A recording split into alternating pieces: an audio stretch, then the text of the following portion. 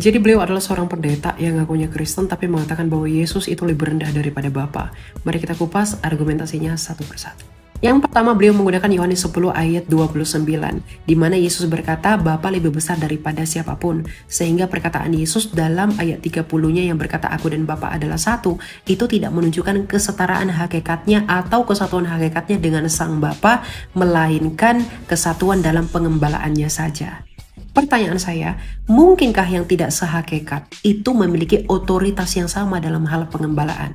Itu seperti apakah manusia dan kucing itu memiliki otoritas yang sama? Tentu tidak. Kenapa? Karena manusia dan kucing itu memiliki hakikat atau jenis yang berbeda.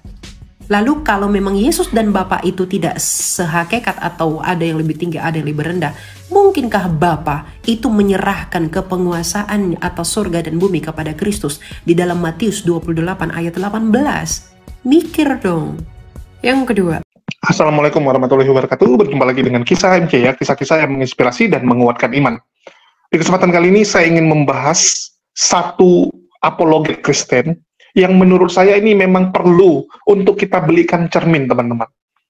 Saya sampai bingung ya, kenapa banyak sekali teman-teman kita di sebelah itu yang mau terkecoh, yang mau tertipu oleh perkataan Elia Miron, teman-teman. Saya sedang bingung gitu ya, kok mereka lebih memilih mengikuti Elia Miron daripada seorang pendeta. Yang jelas-jelas pendeta ini pun bukan pendeta abal-abal. Pendeta yang melakukan pelayanan puluhan tahun, teman-teman. Bahkan sebelum Elia Miron lahir, beliau sudah menjadi pendeta, sudah menjadi gembala, sudah melakukan pelayanan. Dan kalian bandingkan dengan Elia Miron yang kita tahu reputasinya, teman-teman. Yang kita tahu kelakuannya. Oke lah kalian bilang dia sudah bertobat. Tetapi yang namanya pertobatan, itu butuh waktu untuk kita lihat. Apakah ini benar-benar bertobat? Atau ada maksud? Atau cuman suam-suam kuku? Kan begitu. Ini harus dicek.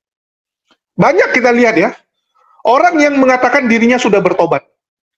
Tiba-tiba, setahun kemudian, jatuh ke lubang yang sama. Karena tidak tahan untuk kembali melakukan dosa. Apalagi kita tahu, yang namanya setan, teman-teman, yang namanya iblis itu tidak suka. Ada membernya yang sudah keluar. Mereka akan mengajak orang tersebut untuk kembali kepada kegelapan. Bahkan dibilang apa? Cobaan yang paling berat itu adalah orang yang bertobat, teman-teman. Dibandingkan dengan orang yang belum pernah buat dosa. Lebih berat orang yang bertobat digodain oleh iblis daripada yang memang hidupnya benar. Itu fakta. Karena dia sudah pernah merasakan hal itu. Jadi teman-teman ya, saya menghimbau teman-teman untuk berpikir lebih objektif. Jangan hanya melihat sosok. Jangan hanya, oh saya nggak mau tahu. Yang penting Elia Miron ngomongnya sesuai dengan doktrin saya. Sesuai dengan gereja saya ngomong. Halo, cek lagi kebenaran. Tolong ya, cek lagi kebenaran. Belajarlah teman-teman. Ya, belajarlah. Oke, kita akan putarkan dulu statement dari Elia Miron. Nanti kita akan berikan tanggapan dan berikan bukti ya, bahwa apa yang disampaikan Elia Miron itu nggak lebih daripada omong kosong, teman-teman. Nggak lebih daripada khotbah-khotbah yang diulang-ulang. Di sini bilang lebih besar Bapak itu daripada aku.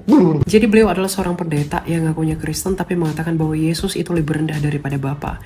Mari kita kupas argumentasinya satu persatu. Yang pertama, beliau menggunakan Yohanes 10 ayat 29, di mana Yesus berkata Bapa lebih besar daripada siapapun, sehingga perkataan Yesus dalam ayat 30-nya yang berkata aku dan Bapa adalah satu, itu tidak menunjukkan kesetaraan hakikatnya atau kesatuan hakikatnya dengan Sang Bapa, melainkan kesatuan dalam pengembalaannya saja. Pertanyaan saya, mungkinkah yang tidak sehakikat itu memiliki otoritas yang sama dalam hal pengembalaan?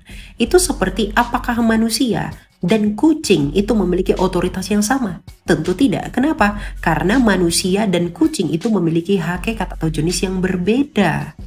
Lalu kalau memang Yesus dan Bapa itu tidak sehakikat atau ada yang lebih tinggi, ada yang lebih rendah, mungkinkah Bapa itu menyerahkan kepenguasaan atas surga dan bumi kepada Kristus di dalam Matius 28 ayat 18? Mikir dong. Yang kedua, Kita lihat lagi ayat berikutnya nih ya. Nah, ini dia. Yohanes 8 ayat 42. Kata Yesus kepada mereka, "Jikalau Allah adalah Bapakmu, kamu akan mengasihi aku, sebab aku keluar dan datang dari Allah, dan aku datang bukan atas kehendakku sendiri, melainkan Dialah yang mengutus aku." Kalau ada orang diutus dan ada orang yang mengutus, kira-kira siapa yang lebih tinggi? Yang mengutus dong lebih tinggi, yang diutus lebih rendah. Contoh, Pak Jokowi mengutus Pak Prabowo meeting di Eropa. Ya tentu Pak Jokowi sebagai presiden lebih tinggi dong. Pak Prabowo cuman menteri, Menhan, lebih rendah. Enggak begitu Pak, maksud ayat Yohanes 8:42. Pokoknya Konsili Nicea bilang sederajat. beliau menggunakan Yohanes 8 ayat 42 bahwa Yesus adalah utusan, tidak mungkin utusan sama derajatnya dengan yang mengutus. Bahkan beliau menggunakan analogi presiden lah dengan menteri segala macam.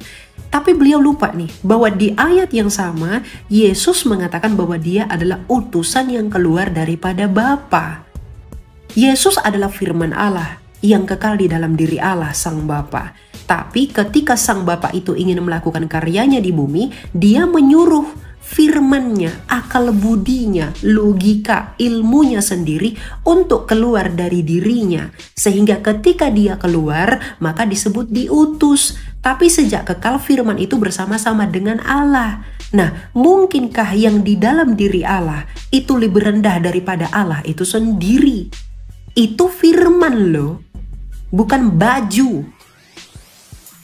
Yang ketiga, beliau menggunakan Yohanes 4 ayat 34 bahwa Yesus adalah utusan dan dia melakukan kehendak Bapa. Oke deh. Ayat berikutnya. Yohanes 4 ayat 34.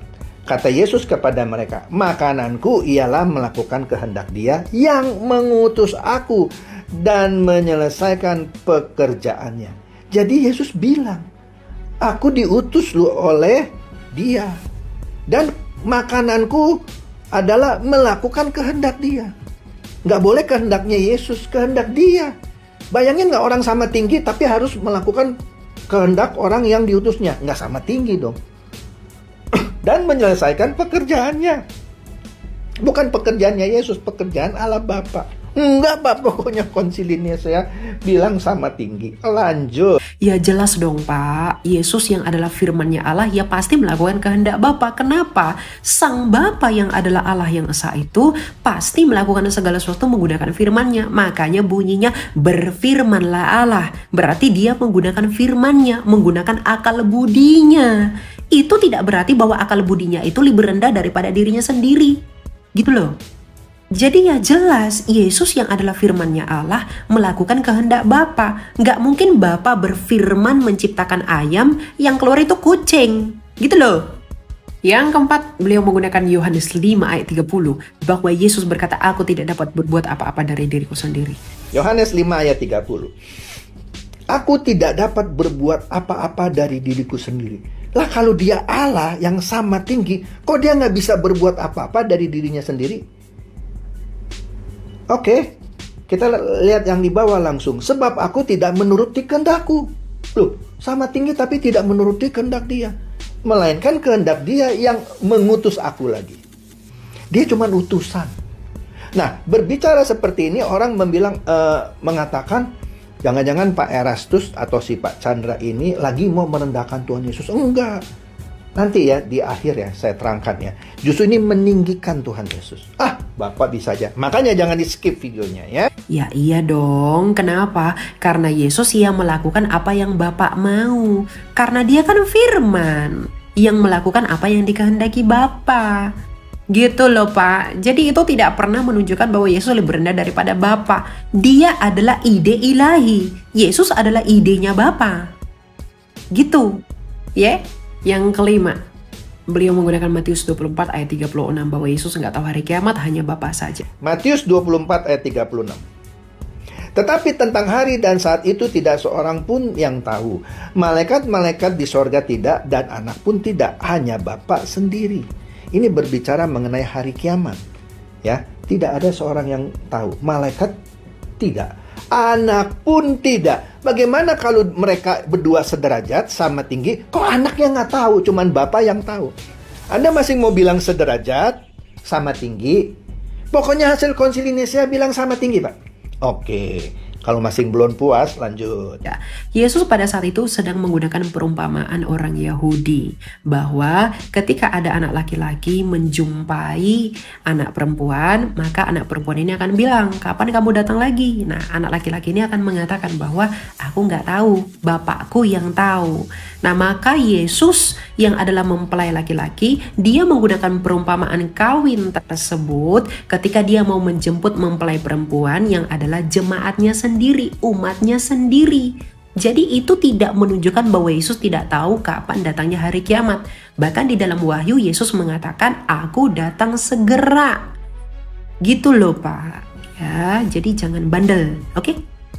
Lagi pula ketika Yesus berkata seperti itu, apakah ada murid-murid yang mengatakan, berarti kamu tidak tahu segala sesuatu dong Yesus? Kan tidak ada, karena memang Yesus pada saat itu berbicara dalam pola pikir dan budaya orang Yahudi. Jadi para murid itu mengerti tanpa bertanya bahwa itu tidak merujuk kepada ketidakmengetahuan Kristus. Gitu loh Pak. Karena murid-murid nggak ada yang marah atau mengatakan kamu tidak tahu segala sesuatu berarti, wahai Yesus. Gitu loh, gimana sih Pak? Lucu kali Bapak. Yang keenam, beliau menggunakan Matius 27 ayat 46. Yesus berkata, Allahku, Allahku, mengapa engkau meninggalkanku? Matius 27 ayat 46. Kira-kira jam 3 berserulah Yesus dengan suara nyaring, Eli, Eli, lama sabaktani. Artinya, Allahku, Allahku. Loh, katanya dia juga Allah. Tapi di sini dia, kok seakan-akan Allahnya dia. Allah tapi punya Allah gitu. Ini Alkitabnya salah kali ya. Allahku, Allahku, mengapa engkau meninggalkan aku? Nah, dia sendiri katanya sederajat. Kok merasa ditinggalkan? Enggak Pak, pokoknya konsili Nisea bilangnya sama tinggi. Kalau dia setara, kenapa Yesus bilang, kenapa engkau meninggalkanku? Wow, gimana toh Pak? Coba Bapak baca dalam Mazmur 22. Itu adalah Ayelet Hasyakar atau nyanyian rusa betina di kala fajar, bahwa nanti Mesias yang akan datang akan mengucapkan itu. Karena itu adalah nubuatan mesianik di dalam Mazmur. Jadi Yesus dalam keadaannya sebagai manusia dan menunjukkan bahwa dia adalah Mesias yang sesungguhnya, maka dia mengucapkan itu. Gitu loh Pak. Coba baca Mazmur 22 lagi ya. Yang kedua terakhir, beliau menggunakan Yohanes 13 ayat 16 yang konon katanya tidak mungkin bisa dibantah. Kenapa? Karena Yesus berkata, seorang hamba tidak mungkin lebih tinggi daripada tuannya. Ini 2 ayat terakhir. Kalau Anda masih ngotot, saya ragu Anda ngerti bahasa Indonesia. Atau jangan-jangan Anda belum pernah baca ayat ini. Yohanes 13 ayat 16.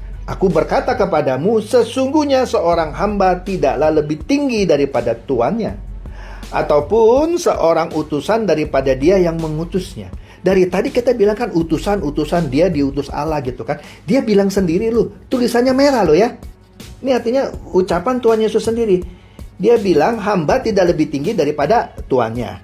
Kemudian atau seorang utusan daripada yang mengutusnya. Dia kan utusan, yang mengutusnya kan Allah Bapa.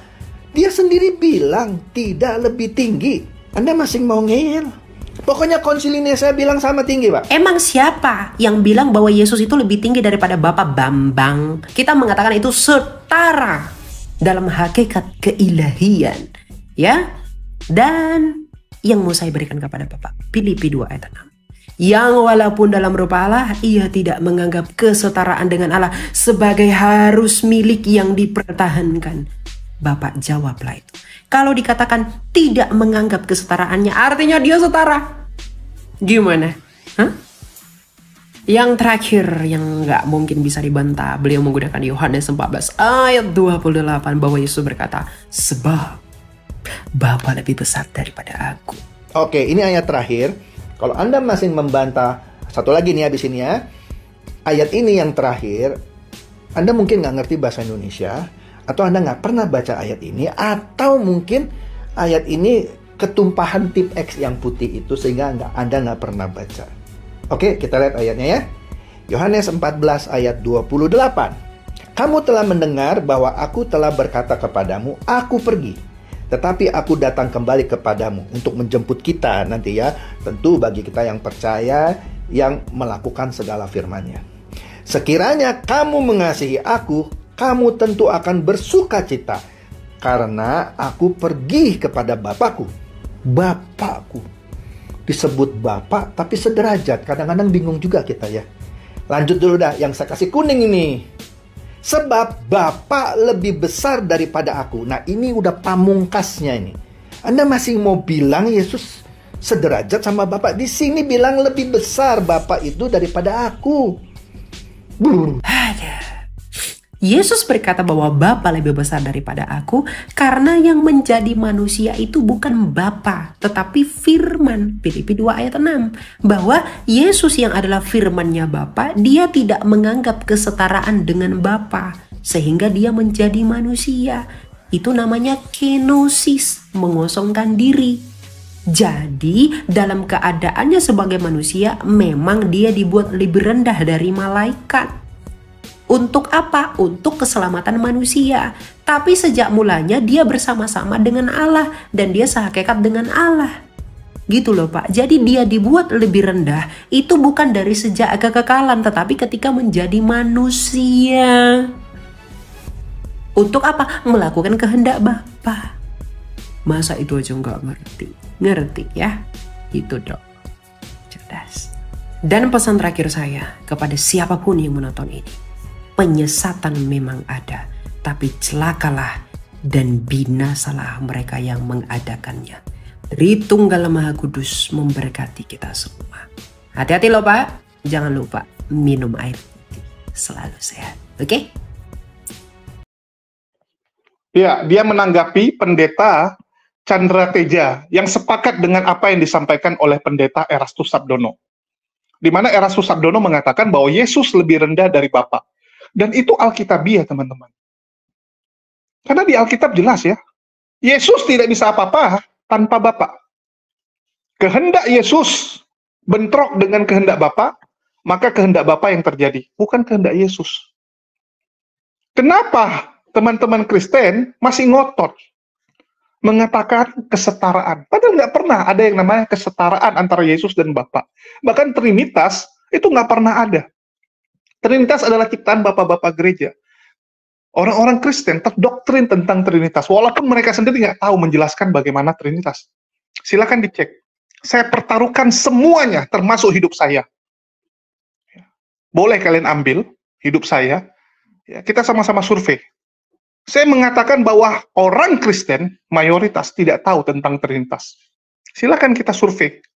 Kita datangi gereja-gereja. Kita tanya. Kita tanya kepada jemaatnya saat mereka pulang gereja atau sebelum mereka ke gereja, mayoritas akan mengatakan dia kebingungan tentang Trinitas. Ujung-ujungnya mereka pasti akan menjelaskan oneness. Kalau nggak oneness, Unitarian, silakan dicek.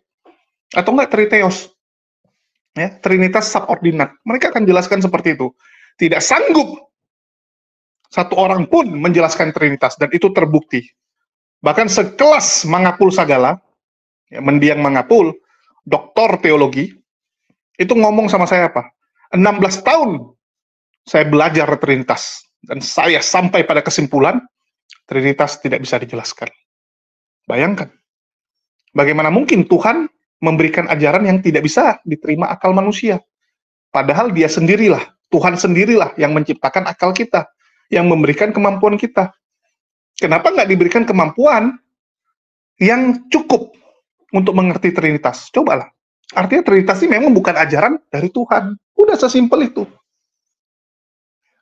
Jadi bagi teman-teman Kristen yang masih, nggak mau tahu pokoknya Trinitas yang benar, halo. Kalian menyerang Erastus hanya karena kalian merasa pengajaran dia tidak sesuai dengan pengajaran yang selama ini kalian terima. Padahal Erastus belajar. Pendeta Chandra Teja belajar, mencari tahu. Mereka bukan orang main-main, mereka bukan anak kemarin sore, mereka belajar mencari tahu, mereka Trinitas dulunya.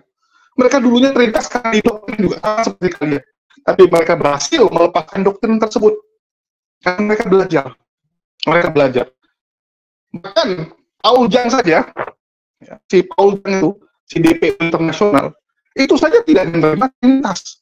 Walaupun dia masih mengatakan Yesus dengan Allah Bapa. Menganggap bahwa Yesus adalah Allah Bapa itu sendiri. Oneness dia. Tapi minimal dia sadar bahwa Trinitas memang bukanlah ajaran Yesus. Tidak pernah. Saudaraku yang kekasih, benarkah ada Trinitas di dalam Alkitab? Tidak ada Trinitas di dalam Alkitab. Dan iman percaya Kristen bukan didasari dari paham Trinitas atau konsep Trinitas atau pengakuan terhadap Trinitas itu sendiri.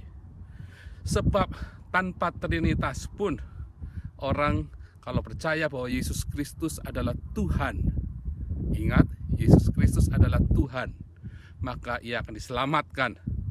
Bukan pengakuan bahwa Yesus Kristus adalah Allah. Apa bedanya? Mari kita cermati terlebih dahulu perbedaan dari kata Tuhan dan Allah. Tuhan berasal dari kata kurios atau dalam bahasa Ibrani Adonai yang artinya Tuhan. Sedangkan Allah berasal dari kata Theos dan dalam bahasa Ibrani El. Sedangkan di dalam kekristenan, agar Anda menerima keselamatan, maka Anda harus mengakui bahwa Yesus Kristus adalah Tuhan. Di dalam bahasa Indonesia, kata Tuhan juga berarti Tuhan yang maha besar. Sebab kalau saudara tengok asal muasal kata Tuhan, ya, saudara bisa cek etimologi kata Tuhan. Maka sebenarnya kata Tuhan itu adalah sebuah kata yang berasal dari kata tuan. Kemudian karena ada banyak sekali tuan di Indonesia dari tanah Melayu, waktu itu misioner Jerman menerjemahkannya menjadi kata Tuhan untuk membedakan tuan-tuan yang biasa dengan Tuhan yang maha besar, yaitu Tuhan, tuan yang maha besar, yaitu Tuhan sendiri.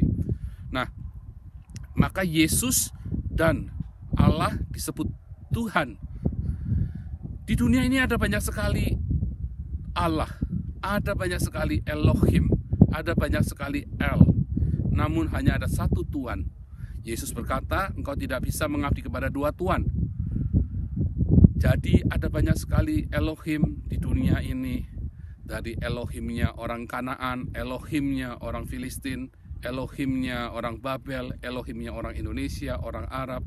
Tapi hanya ada satu Tuhan, yaitu Yesus Kristus. Satu Tuhan segala Tuhan, Tuhan segala Tuhan, Raja segala Raja, Allah segala Allah. Jadi saudaraku, pengakuan Yesus sebagai Allah itu tidak penting untuk diucapkan untuk keselamatanmu, melainkan pengakuan Yesus Kristus sebagai Tuhan, itulah yang akan menyelamatkanmu. Sebab tanpa kamu mengaku atau tidak, Yesus Kristus tetaplah Allah. Yesus Kristus adalah Elohim sendiri. Di dalam video yang lain Anda akan bisa lihat bahwa Yesus Kristus adalah Elohim dan manusia diciptakan menurut gambar dan rupa Elohim. Siapakah gambar dan rupa Elohim? Kita manusia. Lalu Elohim itu siapa? Yesus. Jadi kalau Anda melihat Yesus, dialah Elohim dan kita diciptakan menurut rupa Yesus. Nah, sedangkan untuk saudara bisa selamat, saudara harus mengakui bahwa Yesus adalah Tuhan segala Tuhan. Tuhan segala Tuhan. Itu penting sekali karena saudara hanya bisa mengabdi kepada satu Tuhan saja. Dan Tuhan mana yang saudara mau pilih? Tuhan negeri Mekah, Tuhan Babel, Tuhan di tanah Bali, Tuhan tanah, Tuhan takur, Tuhan mana? Atau Tuhan Yesus Kristus, Tuhan segala Tuhan. Roma 10 ayat 9 dengan jelas mengatakan, barang siapa mengaku dengan mulut bahwa Yesus Kristus adalah Tuhan. Jadi penting sekali pengakuan ini, Yesus Kristus adalah Tuhan, maka engkau akan diselamatkan. Sedangkan paham Trinitas itu sendiri nggak ada di dalam Alkitab. Paham Trinitas yang dicetuskan di awal Kekaisaran Roma menjadi Kristen, paham itu justru menjerumuskan gereja ke dalam berbagai kesesatan. Orang-orang yang tidak mengakui Trinitas kemudian dianiaya, dipersekusi oleh gereja sendiri. Sedangkan pengakuannya sendiri di dalam Alkitab, Yesus Kristus adalah Tuhan, bukan Yesus Kristus adalah Trinitas. Lalu apakah saya tidak percaya bahwa Yesus Kristus adalah Allah? Oh, saya sangat percaya. Dan Alkitab menuliskan dengan jelas sekali bahwa Yesus Kristus adalah Allah sendiri. Yohanes 1 ayat 18, Yesus Kristus adalah wujud dari Allah yang tidak kelihatan. Yohanes 10 ayat 30, Yesus dan Bapa adalah satu. Yohanes 14 ayat 9 mengatakan, barang siapa melihat Yesus, dia melihat Bapa. Wahyu 1 ayat 17-18, akulah Alfa Omega, aku yang telah mati dan hidup selama-lamanya. Dan di Wahyu 21 ayat 6-7, Yesus berkata, akulah Alfa Omega, akulah yang awal dan yang akhir, aku akan menjadi Allahmu. Dan Yesaya 48 ayat 12, Yehova Elohim berkata kepada Nabi Yesaya, akulah yang awal dan yang akhir dan tetap selamanya. Tuhan Yesus memberkati.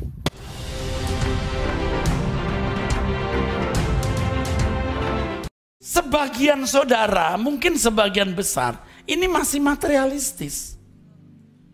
Anda terpapar dan belum sembuh. Apa saya salah ngomong? Saudara masih materialistis enggak?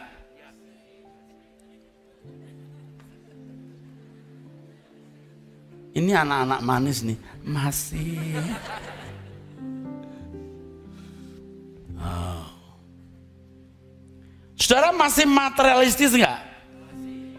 Oke. What next? Lalu kalau masih materialistis, saudara mau buat apa setelah mendengar firman ini? Berubah. Terima kasih. Amin. Saudara mau berubah? Saudara percaya yang ngomong ini hamba Tuhan? Saudara tidak jadi miskin, punya rumah, nikmati rumahmu, rumahmu besar, nikmati mobilmu bagus, memang bagian bagus. Nggak salah, hatimu jangan melekat di situ. Itu kan, aduh tepuk tangan dulu deh. Ini bukan gereja yang dikit-dikit perpuluhan ya. Awas kalau nggak kasih perpuluhan lo, belalang pelahap. Portal ditutup, berkat ditutup. Enggak. Saudara cuma diajak untuk hidup benar. Hidup suci. Sudah suci belum? Nggak jelas. Lagi berjuang. Terima kasih. Umurnya berapa lagi berjuang ini? Ya terus berjuang sampai mati, betul.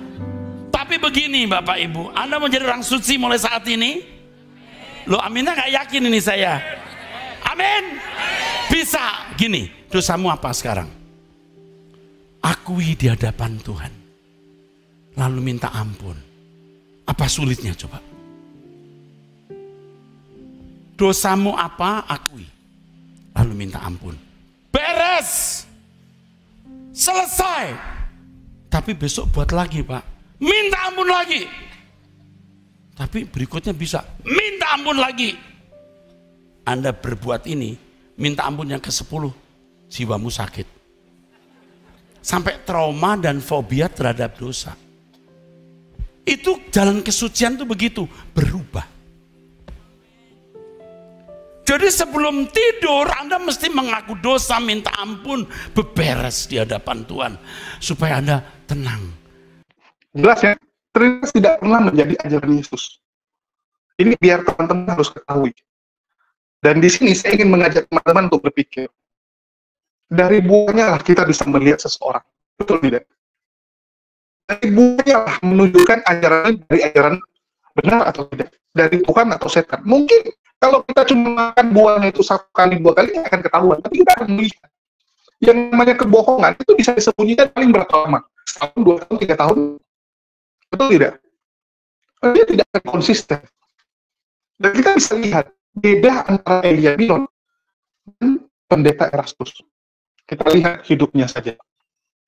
Pendeta Erastus ya, walaupun bagi saya pemahamannya juga belum sempurna, masih salah. Menganggap Yesus di bawah Tuhan, hanya utusan itu benar. Tapi bagi saya dia masih salah karena dia belum menerima kebenaran. Tetapi kalau kita bicara pribadi manusia, saya harus katakan, saya acungin jempol buat Erastus Sabdono. Saya pun belum bisa seperti beliau. Dengan istrinya hidup rukun sampai tua, membesarkan anaknya dengan baik, keluarganya harmonis, ya, pelayanannya luar biasa, omongannya halus, tidak menyakiti orang, bijaksana. Itu yang saya lihat dari Pendeta Erastus. Secara kemanusiaan saya harus katakan dia berhasil. Luar biasa. Kalau Elia Miron, mohon maaf teman-teman. Mohon maaf. Masih muda, oke. Tapi kelakuannya dimulai dengan cabul. Perzinahan. Sampai terkena penyakit HIV. Yang ngomong siapa? Lina Wijaya, Sob Katul, ya, dan juga Ica. Kalau Lina, oke lah kalian bilang nggak cocok mereka. Tapi sebelumnya mereka tuh sangat cocok kan gitu. Kalau dua orang lain nggak ada masalah sama Elia. Sofia tuh sama Elia dekat sekali. Tapi dia juga membenarkan bahwa Elia itu memang sakit. Ya, ada kelainannya. Jadi mau gimana? Dia menyalahkan bahwa itu bawaan lahir ya. Dari lahir, memang gen dia lebih kuat wanitanya. Jadi mau gimana? Fisiknya pria. Tapi isi dalamnya, sifatnya, perasaannya tuh perasaan wanita. Dan sukanya suka pada pria. Mau gimana gitu? Loh, itu harus dilawan, teman-teman. Itu penyakit. Memang ada beberapa kelompok orang mengatakan bahwa ya itu bawaan lahir, mereka memakluminya dengan cara seperti itu. Tapi kalau bagi saya, itu penyakit. Itu pilihan hidup. Pilihan hidup, ya. Jadi, Elia seperti itu.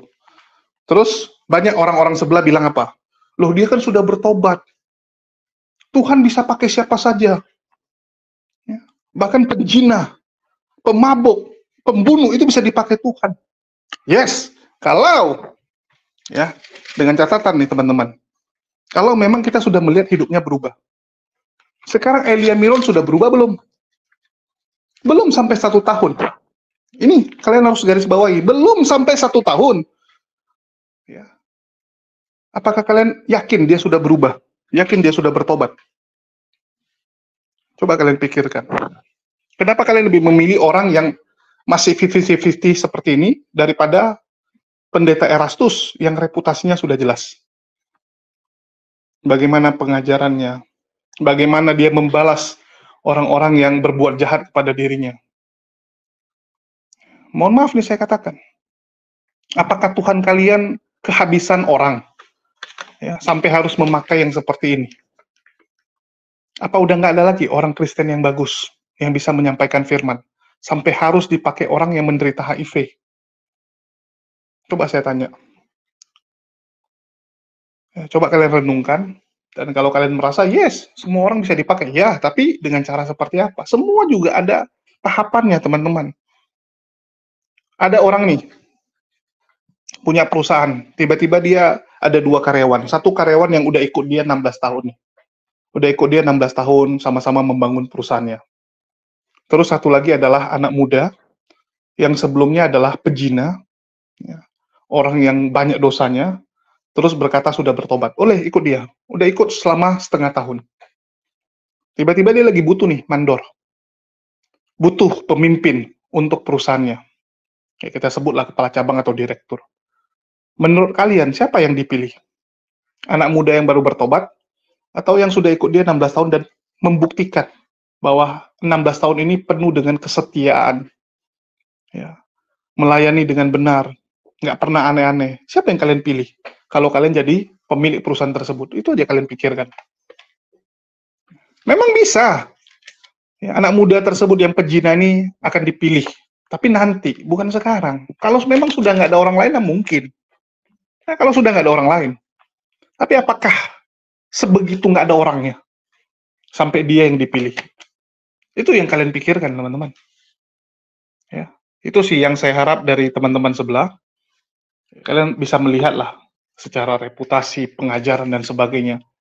Mohon maaf, Elia Miron cuma mutar-mutar. Wah, dia pokoknya Tuhan firman begini-begini. Aduh, apa ini? Mana datanya? Nggak pernah ngomong data.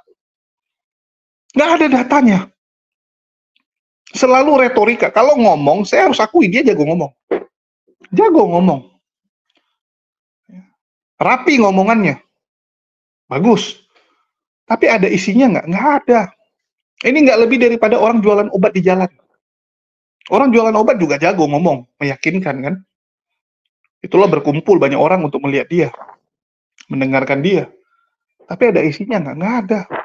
Nggak ada satupun Elia Milon bisa membuktikan bahwa Trinitas itu ajaran gereja. Ajaran Yesus. Trinitas ajaran gereja itu udah fix. Ya, pintarlah sedikit. Naik level lah sedikit, teman-teman. Saya berharap kalian bisa naik level, jangan stagnan lah, cuman mutar-mutar di situ-situ aja. Pokoknya apa aja. Nggak ada laku lagi, teman-teman, sistem pokoknya itu. Ya, udah nggak laku.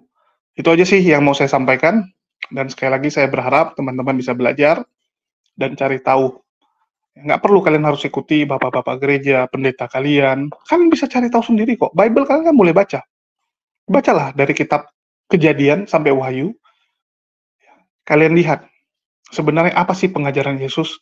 Apa benar Yesus mengajarkan bahwa dirinya itu setara dengan Allah Bapa?